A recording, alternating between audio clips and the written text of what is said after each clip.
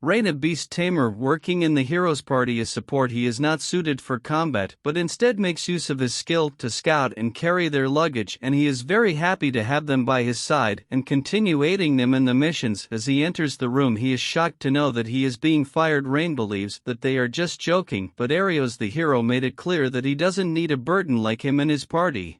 And just like Arios, Agathe, Leanne and Mina are serious about it too. They had enough of his uselessness and worthlessness. Rain is in shock and cannot believe this is real. He demanded the reason they are firing him. Leanne laughs and tells him to not be this foolish, because all Rain do is a scout and carry their stuff. She tells him that they had enough of babysitting him and don't need his useless skill. Rain cannot believe that until now they were disgusted by him. Before leaving, Arios tells Rain to leave his gear behind, since they were the ones who gathered it. As he left, all of them are laughing and had a sigh of relief. Rain, sitting under the shade of a tree, is still processing what just happened. After all the moments they shared, he is devastated to know they all were just faking it. A few kids come and request Rain to show them his taming skills like he usually does. Rain tames a hawk and makes him do some skills. The kids are amazed. They tell Rain that they also want to be a beast tamer like him. Rain is surprised to hear it because he thought everyone wanted to be a hero. The kids don't like the hero because he is always rude to them. Looking at the sky, Rain decides that he wants to be an adventurer and travel to different places without any restrictions. He goes to the Adventurers Guild there. Natalie, the receptionist, tells Rain about the different ranks of the mission assigned to adventurers. They are from F to S, with S being the toughest. She is shocked to know his class. As beast tamer, she is worried and tells him to take care of himself and approve his skills. Every beginner adventurer is required to complete a trial. This is to make sure the guild doesn't register on skilled adventurers. Rain understands it and goes to his trial. It is an F-rank trial. He is required to slay 10 goblins and collect 20 medicine herbs. After he was done slaying 10 goblins, Rain hears a girl screaming. He goes there in a shock to see a D-ranked monster killer tiger attacking a girl. Even though the monster is too much for him, Rain still attacks him. As the killer tiger targets Rain, he tells the girl to run away. The girl, gathering her last strength, jumps and defeats the killer tiger in one hit. Rain is impressed. He is in disbelief to see a cat spirit, one of the mythical species, like her in a forest like this. As the monster vanishes, Rain catches the girl. Before she hits the ground, he asks if she's okay. The girl tells him that she is starving, so Rain gives her some of the food he brings with him. As she is eating, Rain is still in disbelief to see a rare and mythical species like her. Cat spirits lack magical powers but have an insane amount of physical strength. Among cat spirits, other mythical species are dragonoids, fairies and demigods, but even among them the rarest is the cat spirit. After she is done eating, Rain asks the reason she is here. She introduces herself as Canada Day, a cat spirit. Back in her village, the population is very less and they have to live quietly. She was bored, and that's why I decided to do some traveling. She asks Rain to tell her all about himself. After knowing he is being betrayed by his party, Canada is frustrated and wants to punch them. Rain appreciates her concern but tells her that they were right because his skill is useless. Canada tells him that he is not useless. From the first moment she saw him, she knew that Rain is strong. She tells him to tame her. And since there are not many people who could tame a mythical spirit like her, this could prove Rain's strength. Rain is surprised. He doesn't think he is capable to tame her, but gives his best. He begins the taming ritual. Fortunately, he succeeded. Kanade is very happy. From there, they both go to complete Rain's trial. He tames a rabbit and orders it to bring his friend. After they all arrive, Rain tames all of them and orders them to bring 20 medicine herbs. As they all left, Kanade is freaking out to see the unrealistic amount of beasts Rain contains. She tells him that this is incredible, but for Rain this is just another day. Canada tells him that normally a beast tamer cannot tame this much, and on top of that she has a permanent contract with Rain, so taming this many is just insane. Even the people she knew are not capable enough to do it. Rain tells her that in his village everyone can tame these many beasts. Canada is freaking out. After gathering the medicine herbs, they go back to the guild. After receiving all the items, Natalie gives Rain his F-ranked adventurer card alone.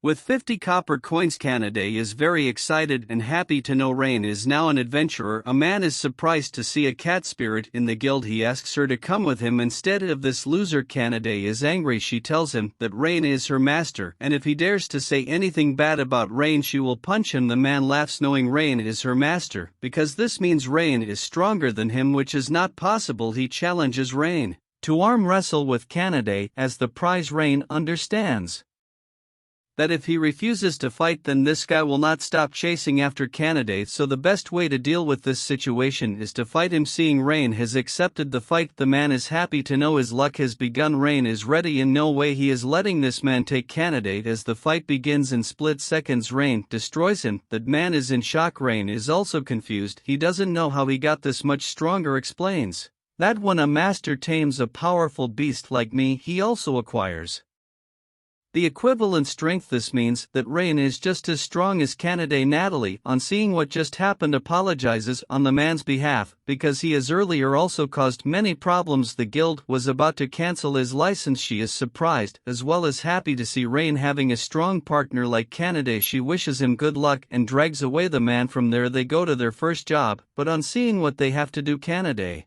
is sad and bored. Rain explains that because he is an F-rank adventurer he has to start with basic jobs. She suddenly hears yelling and screaming. They go to check the situation. There an old merchant is surrounded by the Ebon Fangs. This is a group of bandits with over 100 members. They do awful things like killing and stealing money and other stuff. Rain decides to save him and tells Kanade to protect the old man while he is dealing with the bandits. While Rain is fighting, Kanade is worried because if Rain's body does not adapt to the sudden increase in power he will explode, but seeing that he defeated everyone with ease she is relieved. The old man thanks both of them. Rain asks the reason a traveling merchant like him was traveling without any guards. The old man tells that he hired some people, but when the Ebon Fangs came they all left him and ran away. Both of them are disappointed to hear it. The old man shows his worry and tells them to escape or else they will be killed by the other Eb and Fangs members. After seeing how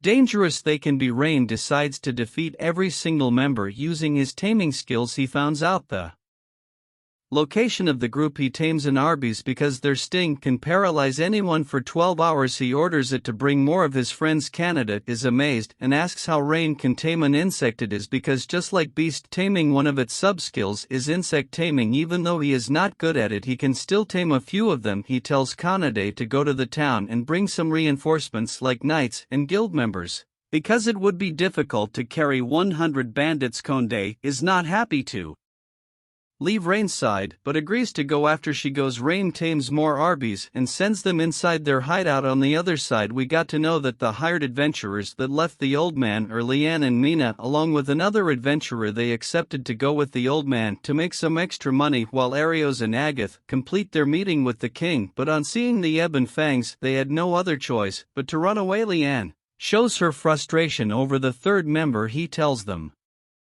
that he is a beast tamer and is not suited for close combats. Mina asks the reason he only tamed a single beast to scout the surrounding, because if he had scouted 20 then they would have known the Ebon Fangs are coming. He is freaking out and tells that it is impossible for anyone to tame 10 or 20 beasts at a time. Matter of fact, taming even 2 beasts are extremely difficult, and if anyone tries to do it will burn out its nervous system. Both Mina and Leanne are confused and wonder why is he saying this. When they witnessed Rain taming 10 to 20 beasts easily they concluded that he is just lying. Leanne threatens him to take the blame for their failure on himself, and if he dares to tell anyone that 2 members of the hero's party failed she will use her ultimate attacks on him. The guy got scared and run away. Inside the hideout Rain has successfully immobilized everyone, and just then guild members also came to help. They are amazed to see Rain defeating the Ebon Fangs by himself. Rain asks why the knights didn't come. One of the guild members explains that the knights don't entertain low-level bandits. Suddenly a huge noise came from the cage. 3 lizard kings that were caught by the bandits escape and go on a rampage. They are C-rank monsters. Rain is not very confident, but on knowing Kanade is beside him he becomes confident.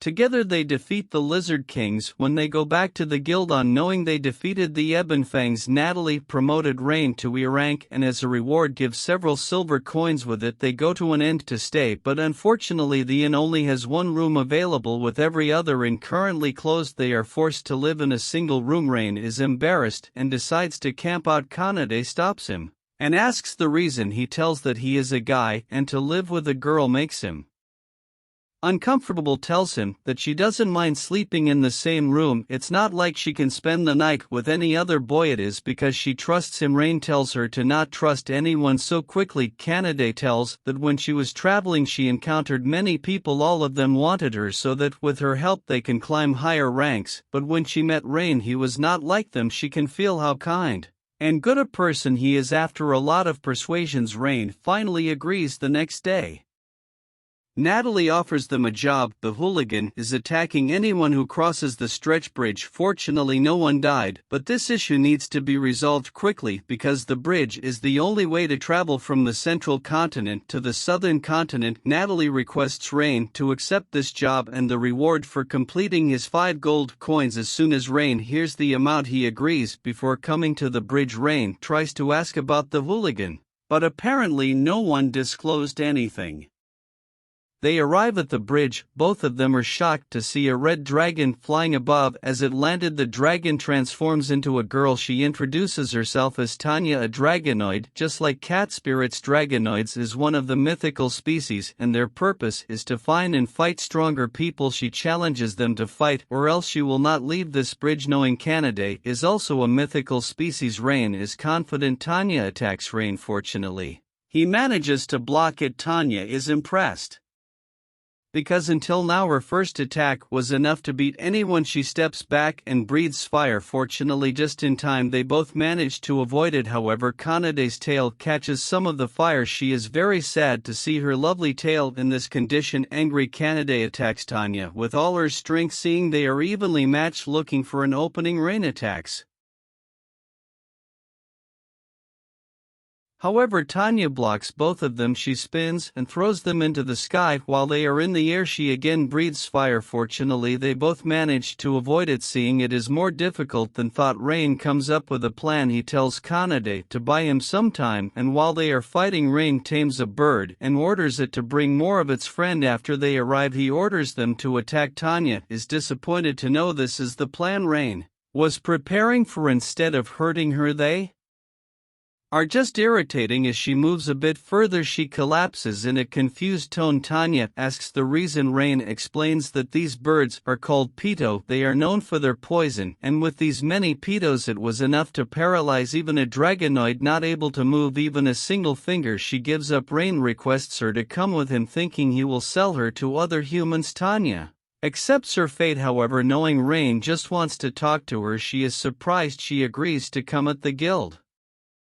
Natalie is very happy to know Rain has completed the job, and as for the reward, as soon they confirm his story he will get it. She asks about the new girl standing beside him to hide Tanya's identity. Rain tells that she is a friend that he met during the quest, and as for the tail and horns these are just costumes. Before Tanya reveals who she is Rain covers her mouth and left in the town. Tanya is challenging everyone who she senses is strong. Seeing this Rain tells her that she cannot do this or otherwise, if her identity is revealed, the whole town will be in a panic. She understands and apologizes. Rain is curious and asks the reason the men Tanya defeated didn't disclose anything about her. It was not like she threatened them, it was only because they don't want to tell that they lost to a girl. Rain tells her to fly as far as she can and to not cause trouble like this ever again. Tanya promises to not ever cause trouble, but instead of flying away she decides to tag with them. This way she can train with the people who defeated her. Rain and Kanade are shocked. Rain doesn't mind inviting her but asks Kanade's opinion. Kanade is jealous but knows that Tanya is not a bad person, so she agrees. Tanya tells Rain to tame her also. Rain starts the taming ritual and it is a success. After it's done Tanya feels a bit weird but at the same time happy. Also at night in the town after a tire submission everyone is exhausted, because after Rain is gone they have to explore complete missions and fight monsters while carrying heavy bags. Seeing that his team is exhausted and frustrated, Arios decides to bring back Rain by apologizing. He thinks, because Rain is a nice person, he will come back, and after they complete their mission in the Lost Wood, they will fire him again. Consider liking and subscribing this channel if you enjoyed the recap. Have a wonderful day ahead.